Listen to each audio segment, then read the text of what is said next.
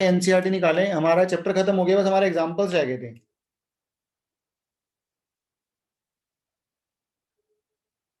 Example number 1 से करा रहा हूं मैं, ठीक है। जो एग्जाम्पल थोड़े डिफिकल्ट होंगे, ठीक है, वो कराऊंगा, बाकी इजी वाले मैं आपको होमवर्क में दे दूंगा, ठीक है जी, आप खुद से कर लेना।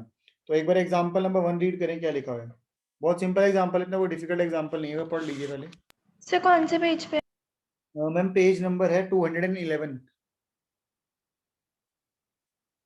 एग्जाम्पल नंबर 1 देखो जी, क्वेश्चन में लिखा हुआ है, Mary wants to decorate her Christmas tree. She wants to place the tree on a wooden box covered with colored paper with picture as Santa Claus on it. She must know exact quantity of paper to buy for this purpose. If the box has length, breadth and height 80, 40 and 20 centimeter, how many square sheet of paper of size 40 centimeter would she require? अब question का मतलब क्या है, देखो उसने ना क्या करना है, एक बॉक्स को डेकोरेट करना है, एक तरह से मान के चलो, उसके बाद एक बॉक्स है, उसने उस बॉक्स को डेकोरेट करना है। बॉक्स की डायमेंशन हमको दी हुई है, देखो बॉक्स आपको कुछ ऐसे वाली शेप में बना हुआ है कि भाई ये हमारा बॉक्स है, बॉक्स की लेंथ ब्रेड्थ और हाइट वो आपको दे दी, ठीक है, बॉक्स की लेंथ ब्रेड्थ और हाइट ये आपको दे दी है। तो मतलब अगर बॉक्स की बात करें तो बॉक्स की लेंथ है 80 सेंटीमीटर, विड्थ है इसकी 40 सेंटीमीटर और हाइट है इसकी 20 सेंटीमीटर। अब इसके ऊपर क्या करना है, हमें स्क्वायर पेपर लगाना है, मतलब पेपर लगाना है ऐसा, वो किस शेप में है, स्क्वायर शेप में है, जिसकी साइड कितनी दी हुई है हमारे पास, उसकी साइड दी हुई है हमारे पास 40 सेंटीमीटर, ठीक है जी। अब क्वेश्चन में ये बोला कि ये वाला कितना पेपर इसके ऊपर लगेगा, ये वाला कितना पेपर इस पूरे उसके ऊपर लगने वाला है। तो बेटा एक बार पहले तो आपको ये पता होना चाहिए ना कि हमें पेपर कितने एरिया में लगाना है। मान लो जैसे मान लो मेरे पास ये है कि जैसे मान लो मेरे को यहाँ पे एक पेपर लगाया है, दूसरा पेपर, तीसरा पेपर, चौथा पेपर, ऐसे पांचवा, छठा, सातवां, आठवां, ऐसे करते करते करते करते हमें पता लग जाता है कि कितने पेपर लगेंगे। लेकिन उससे पहले हमें ये पता, हम करना क्या चाहते हैं, पेपर निकालना चाहते हैं, कितना नंबर ऑफ पेपर लगेंगे। तो कैसे निकालोगे, कितने एरिया में पेपर लगाना है पहले तो वो निकालो, कितने एरिया में पेपर लगाना है पहले तो वो निकालो।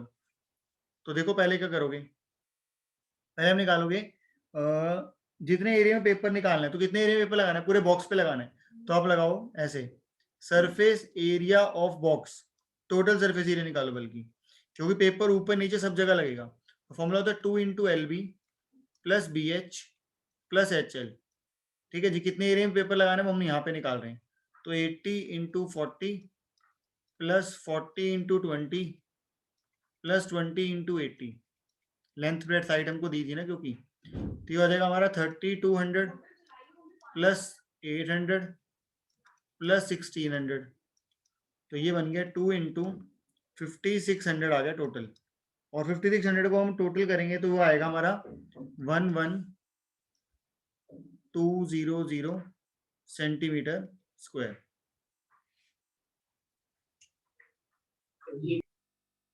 दोबारा से रिपीट कर रहा हूँ मैं क्वेश्चन, एक बार दोबारा सुन लो।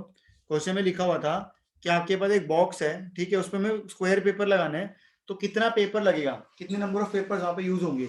तो पहले तो हम निकालेंगे कि कितने एरिया में पेपर लगाना है, तो कितने एरिया में पेपर लगाना है वो मैंने निकाल लिया यहाँ पे कि इतने एरिया में पेपर लगाना है, क्योंकि हमारे को पूरे बॉक्स पे लगाना था, बॉक्स का मैंने टोटल सरफेस एरिया निकाल लिया, तो मुझे पता लग गया इतने एरिया में पेपर मेरे को लगाना है।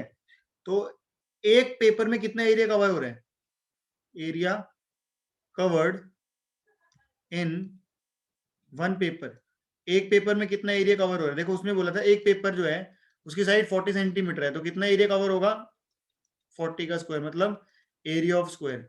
अब मेरे को निकालने नंबर ऑफ पेपर कितने होंगे, नंबर ऑफ पेपर जो थे वो कितने होंगे, तो वो जितना एरिया टोटल था उसको लिखो ऊपर, एक में जितना कवर हो रहा है उसको लिखो नीचे, तो 2 0 से 2 0 कट गई, ये आ गया 112/16, तो 16 को 7 से कट करोगे तो आएगा 112, तो 7 पेपर जो होंगे वो लगेंगे। मतलब अगर 40 सेंटीमीटर साइड के 7 पेपर लूंगा ना तो वो पूरे बॉक्स को कवर अप कर देंगे, ठीक है ना, वो पूरे बॉक्स को कवर कर देंगे।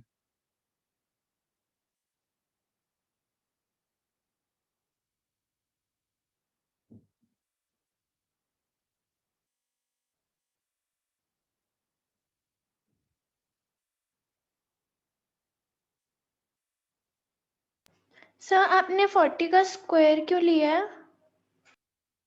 मैम क्योंकि हमें बताना था कि देखो मेरा जो पेपर था ना, बेसिकली जो मेरा पेपर, जैसे मान लो ये बॉक्स है, मैंने आपको बोला ना एक बॉक्स है, इसके ऊपर स्क्वायर पेपर लगाना है। तो पहले पूरे का एरिया निकाला मैंने इस बॉक्स का, फिर देखा एक पेपर में कितना एरिया कवर हो रहा है, तो जितना इस पेपर का एरिया होगा उतना एरिया कवर करेगा ना एक बारी में। तो मैंने वो स्क्वायर पेपर का एरिया निकाला, इसलिए साइड बेसिकली फॉर्मूला होता है साइड स्क्वायर, स्क्वायर के एरिया का फॉर्मूला होता है साइड स्क्वायर। तो इसलिए मैंने यहाँ पे 40 का स्क्वायर करके लिखा है कि साइड स्क्वायर है। Okay sir.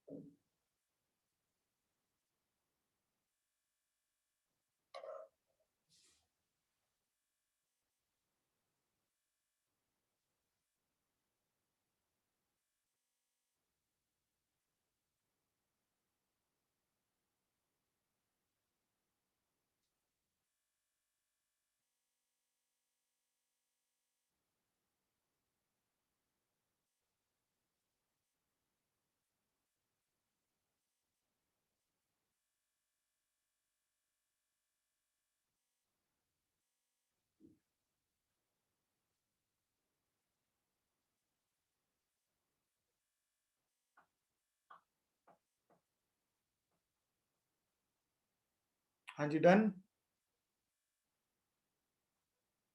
हो गया बेटा, नोट डाउन कर लिया? चलो ठीक है जी, आगे देखते हैं। नेक्स्ट एग्जांपल पढ़िए, एग्जांपल नंबर 2। अनिकेत नोट कर लिया ना बेटा पहला वाला क्वेश्चन? अनिकेत एक मिनट। कर लो, जल्दी कर लो। अर्शिता, आप तब तक बेटा सेकंड एग्जांपल पढ़ो क्या लिखा हुआ है।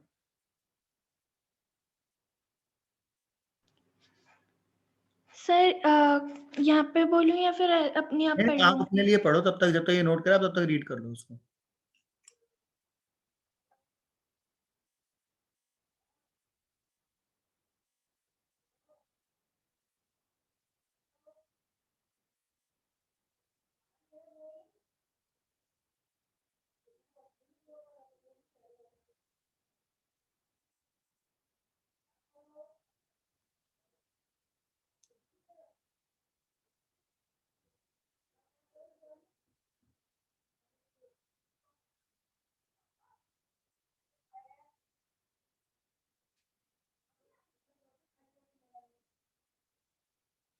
चलिए जी, पढ़िए एग्जांपल नंबर 2।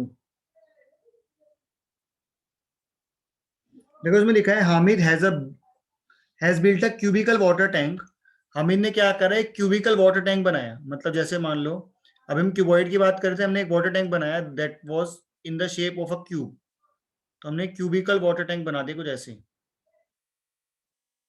ठीक है जी, this is a cubical water tank with lid for his house with each outer edge 1.5 metre long. मतलब ये जो एज है इसकी कितनी मीटर लॉन्ग है? 1.5 मीटर लॉन्ग है।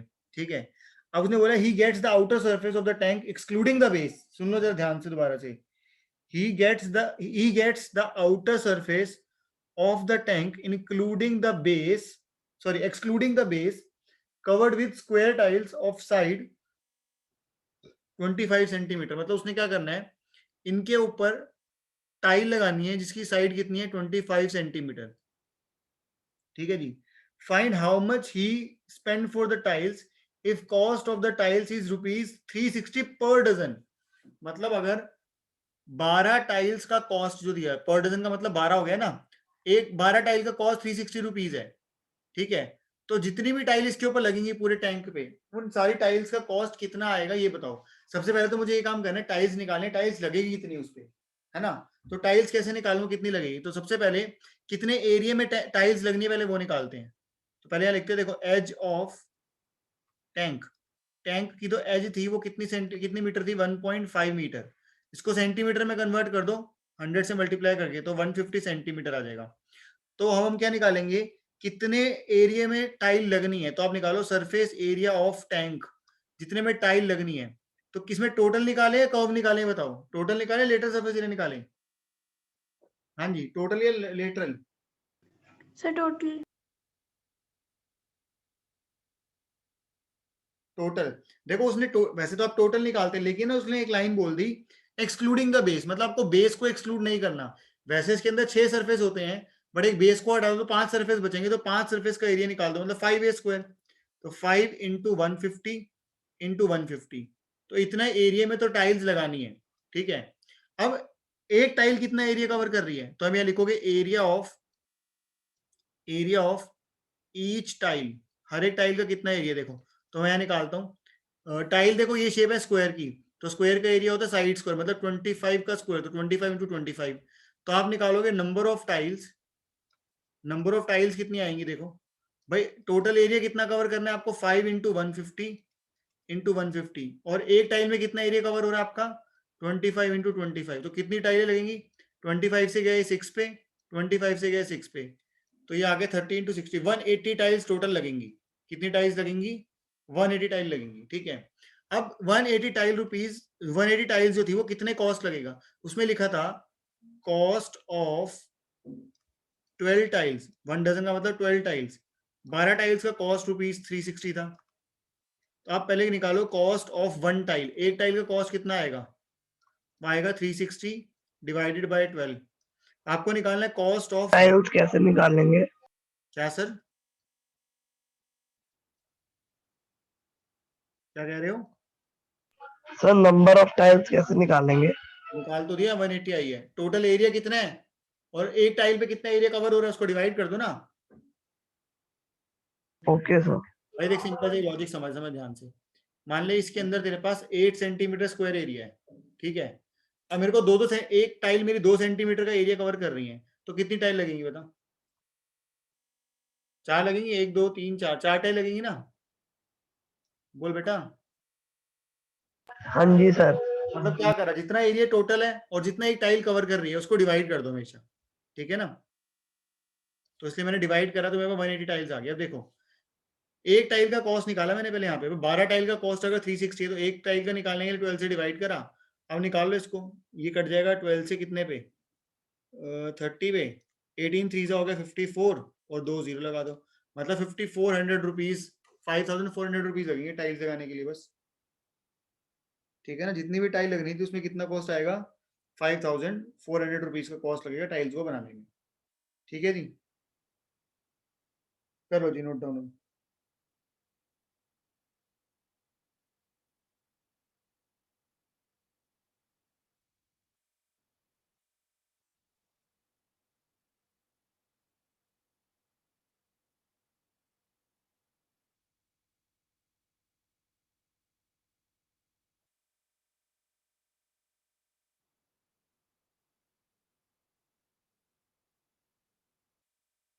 जल्दी जल्दी नोट डाउन करना भाई।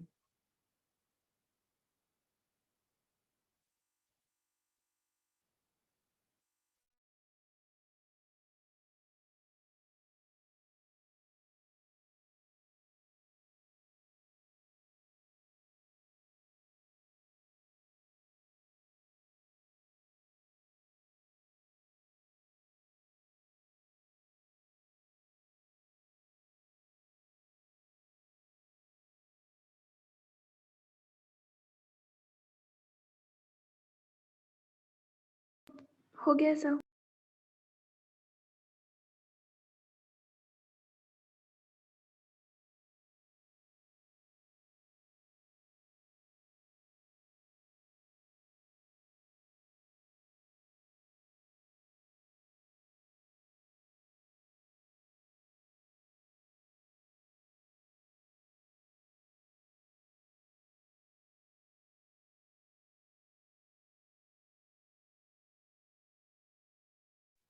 अनिकेत आपका भी हो गया?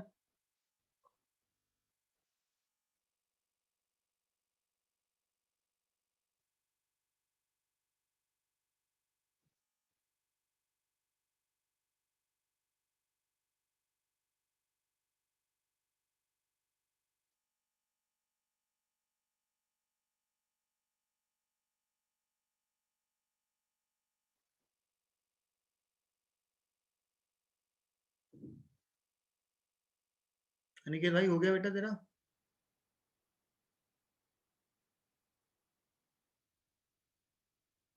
चलिए आगे कर रहे हैं हम। एग्जाम्पल नंबर 3 देखिए जी, एग्जाम्पल नंबर 3 क्या दिया हुआ है? Sir 1 minute. बेटा इतनी देर से पूछ रहा हूँ, आप रिप्लाई भी नहीं दे रहे ना फिर।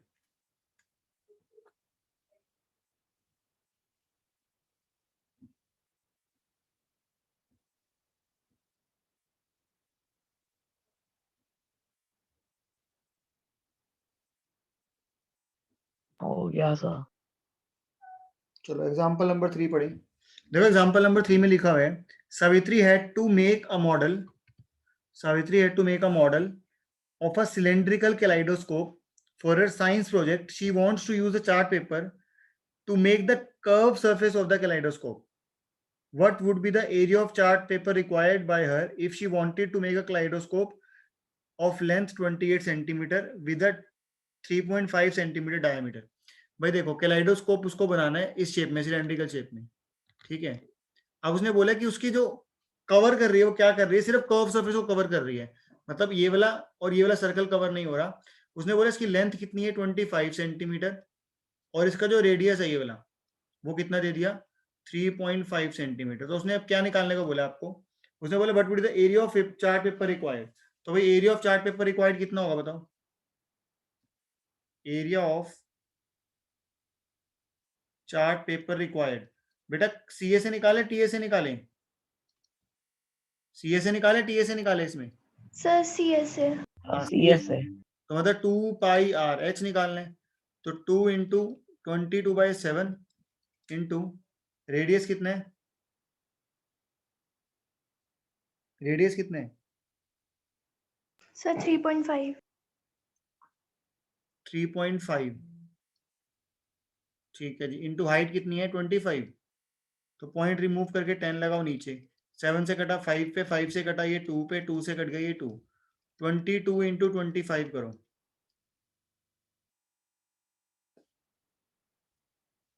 कितना आएगा बताओ? सर 550। 550, तो आंसर आ गया आपका 550 सेंटीमीटर स्क्वायर। ठीक है जी, खत्म हो गया क्वेश्चन। भाई इतना सही क्वेश्चन था, ये खत्म हो गया।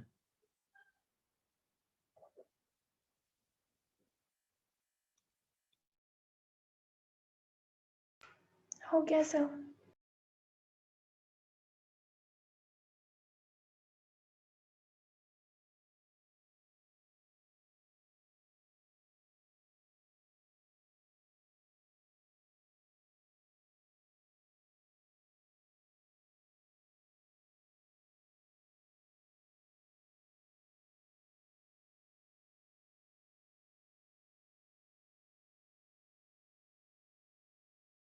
सर एग्जाम्पल 4 करवाओगे?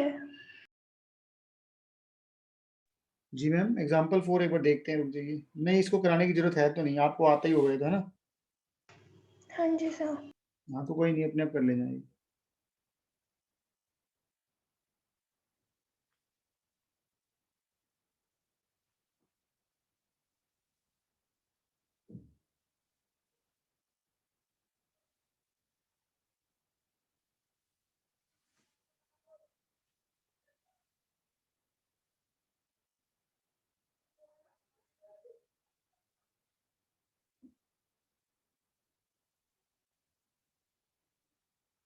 चलिए जी, एग्जाम्पल नंबर 5 पे आए, यही लिख रहा हूँ मैं, इरेज नहीं कर रही है ना, मैं अगली स्लाइड पे जा रहा हूँ। देखो एग्जाम्पल 5 में क्या दिया है, इसमें लिखा है the height of a cone is 16 centimetre and base radius is 12 centimetre. तो ये भी आसान ही है वैसे तो, ये भी आप कर लोगे वैसे तो। हाइट ऑफ अ कोन दी हुई है आपको कितना 16 सेंटीमीटर, और बेस रेडियस इसके अंदर आपको दिया हुआ है 12 सेंटीमीटर। तो हाइट भी दे दिया और बेस रेडियस भी दे दिया। अब उसने find the CSA and TSA निकालने को बोला है, तो बहुत आसान है यार। तो पहले स्लांट हाइट निकालो, वो होता है under root of R square plus H square. तो under root of 12 square plus 16 square, तो अंडर रूट ऑफ ये आ गया 144 प्लस 256, तो रूट ऑफ 400, तो ये 20 हो गया। ठीक है, स्लांट हाइट आ गई आपकी 20 सेंटीमीटर। अब मेरे को निकालना है CSA, तो कर्व सरफेस एरिया, तो कर्व सरफेस एरिया का फॉर्मूला होता है पाई आर एल, पाई की value 3.14 into radius 12 into slant height 20, तो इसको सॉल्व आप कर लेना। देन हमें निकालना है टीएसए, तो टीएसए में होता है पाई आर ब्रैकेट में एल प्लस आर, तो पाई इज इक्वल 3.14, रेडियस आपका 12 और एल प्लस आर, एल आए थे 20, आर था हमारा 12,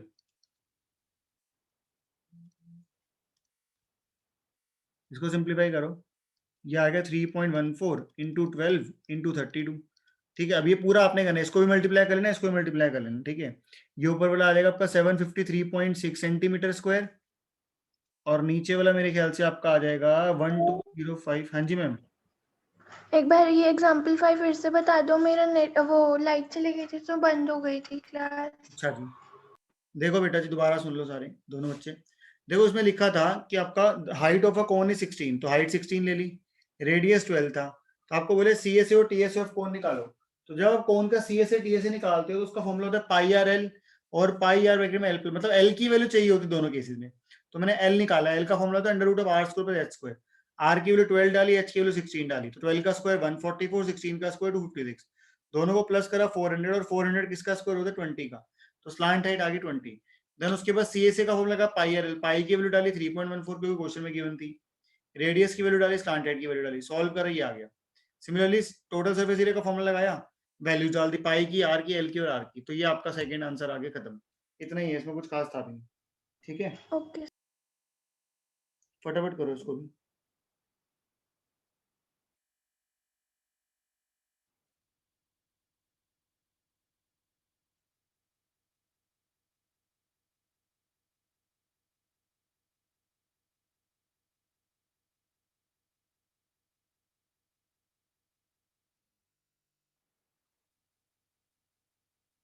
तो आपने स्लांट हाइट क्यों निकाली है? बेटा अगर स्लांट हाइट नहीं निकालते तो सीएसए टीएसए कैसे निकालते हैं, मुझे ये बता दो। कौन का सीएसए का फॉर्मूला क्या होता है, पहले ही बता मुझे। सर किसका? कौन का सीएसए, पाई आर एल। तो बेटा एल नहीं होगा तो कैसे निकाल लेगा, एल स्लांट हाइट तो होती है। और sir H normal height. H normal height होती है। ओके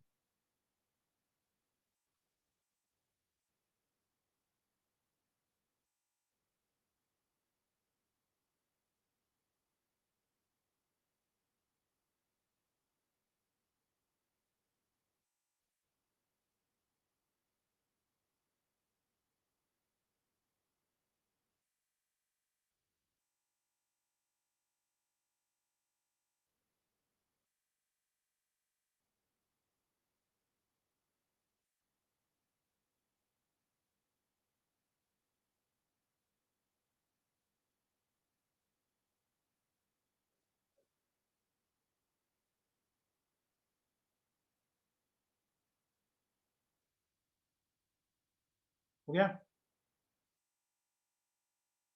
एक मिनट सर।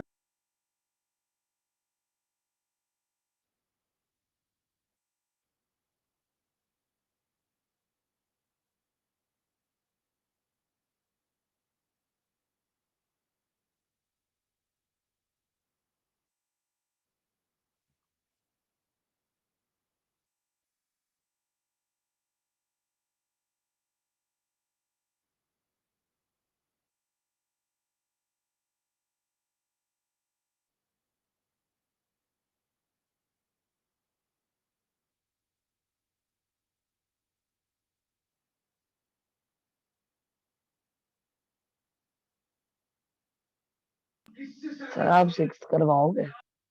बिल्कुल कराएंगे सर। सर हो गया। चलिए, क्वेश्चन नंबर एग्जांपल नंबर 6 में क्या लिखा है देखो। A corn cob shaped somewhat like a cone has a radius with its broadest end is 2.1 centimeter and length as 20 centimeter.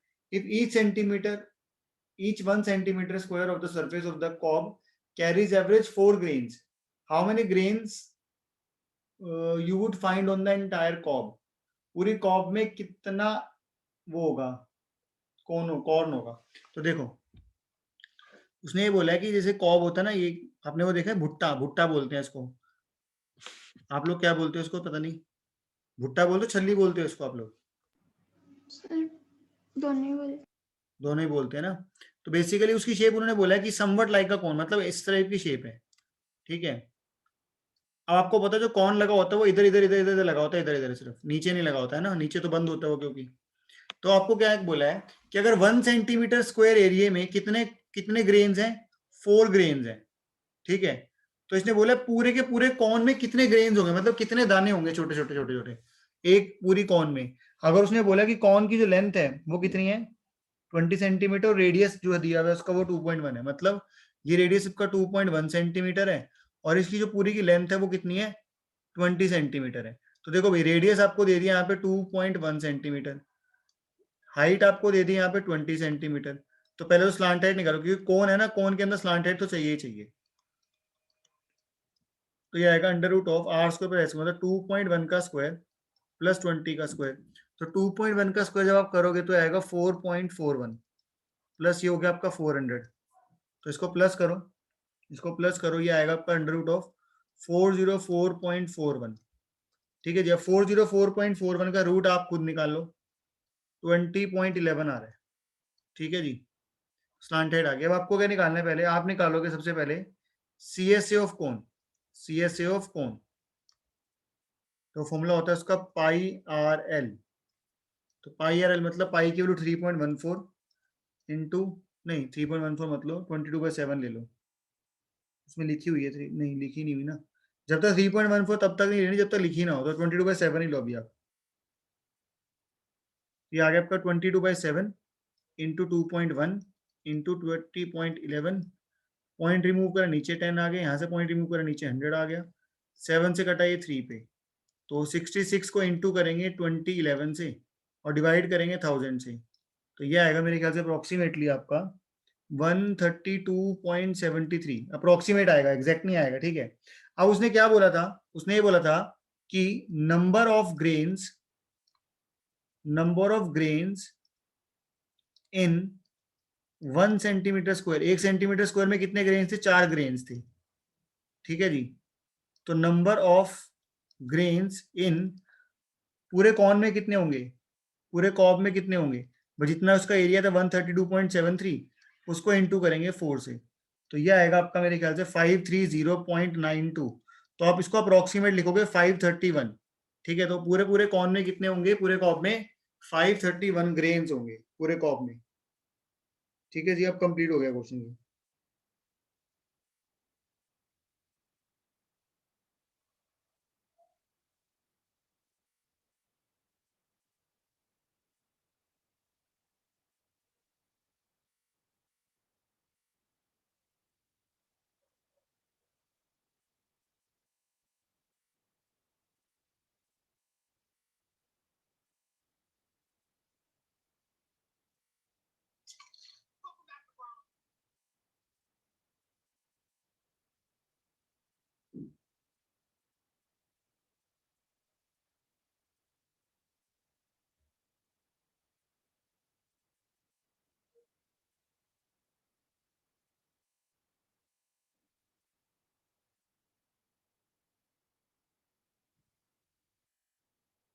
हो गया सर। 1 minute sir. ओके।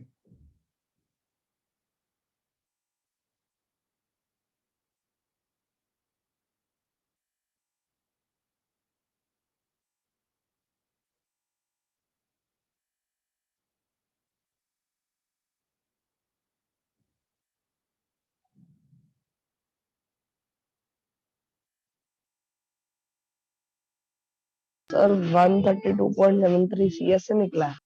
हाँ मतलब इतना टोटल उसका एरिया था। अब 1 सेंटीमीटर स्क्वायर एरिया में 4 ग्रेन्स थे ना, तो टोटल एरिया में कितने ग्रेन्स होंगे ये निकालना था। तो टोटल एरिया ओके को सर। इंटू करते हैं।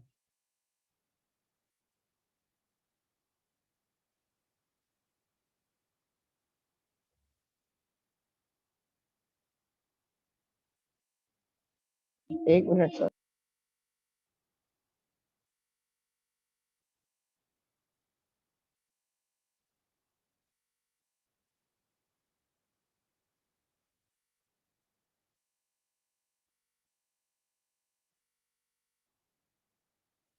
इसके बाद के एग्जाम्पल वैसे इतने मुश्किल नहीं है, सारे इजी इजी एग्जाम्पल्स हैं। मैं एग्जाम्पल्स ही पढ़ रहा हूँ सारे वैसे।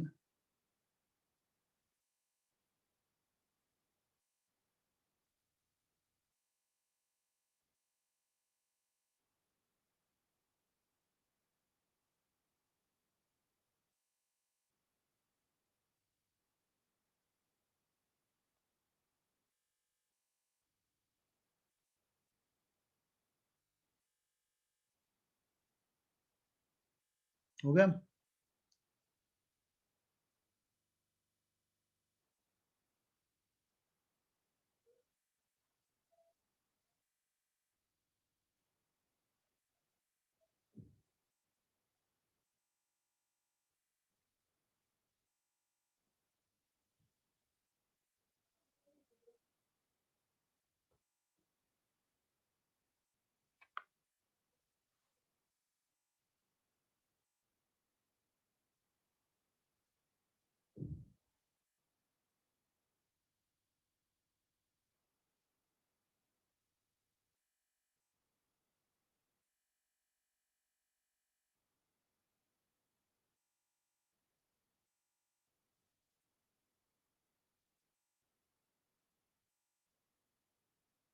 हो गया सर।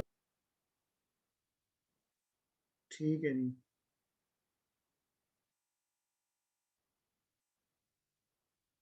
तो एग्जाम्पल 6 हो गया। एग्जाम्पल 7 आपने खुद करना है, 8 आपने खुद करना है, 9 10 जो मैं बता रहा हूँ सारे खुद करने हैं। 10 तक तो सबने खुद से करने हैं, ठीक है। एग्जाम्पल 10 तक खुद से करने, एग्जाम्पल 11 में करवा रहा हूँ।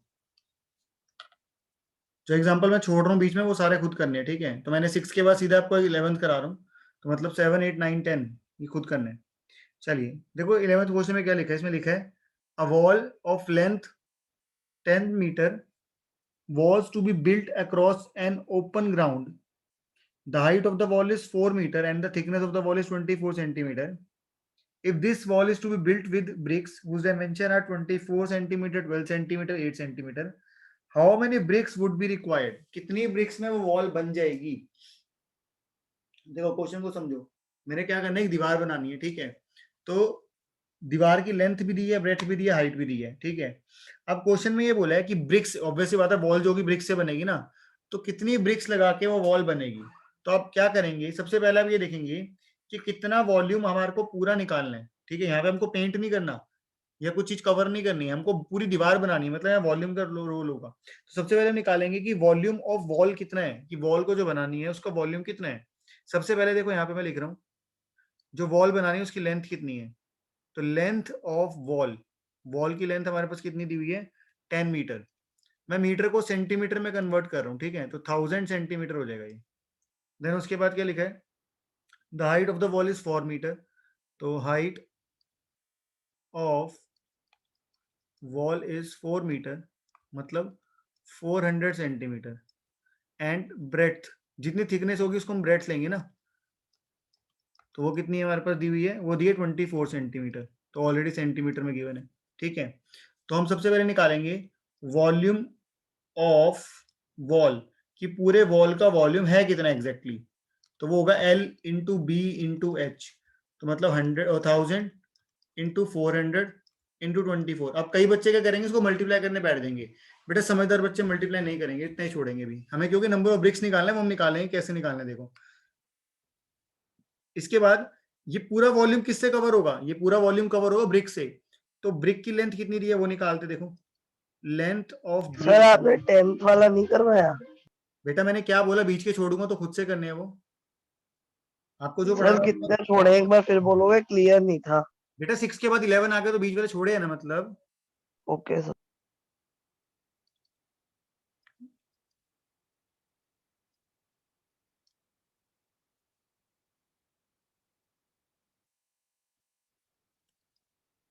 देखो जी, हाइट लेंथ ब्रेड्थ ये लिख ली मैंने। अब volume of each brick, volume of brick, brick का वॉल्यूम कितना आ रहा है देखो, ये आ रहा है 24 इंटू 12 इंटू 8।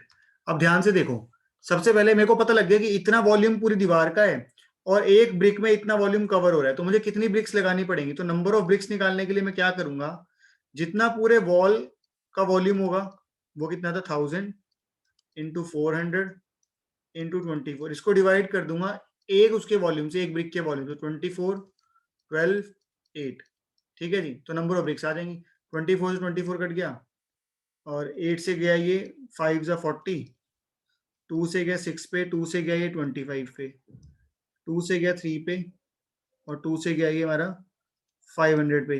तो ये आ गया हमारे पास 4166.6 आ रहे हैं। तो अप्रोक्सीमेटली आप लिखोगे 4167, ठीक है ना, क्योंकि नंबर ऑफ ब्रिक्स हम पूरी पूरी निकालते हैं, आधी नहीं निकालते। तो मतलब इतनी ब्रिक्स टोटल लगेंगी उसको बनाने में, दीवार को बनाने में। ठीक है जी, ये इंपॉर्टेंट क्वेश्चन है, अच्छा क्वेश्चन था, इसको नोट डाउन जरूर करेंगे, इंपॉर्टेंट क्वेश्चन है।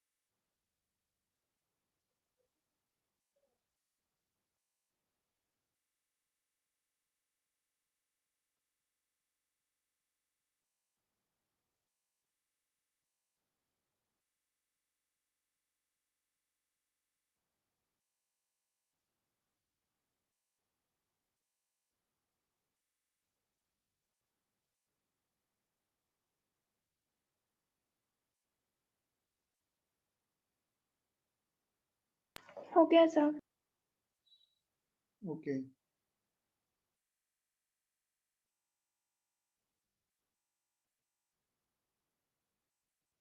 चलिए, तो ये हो गया हमारा एग्जाम्पल नंबर 11 कंप्लीट, ठीक है जी।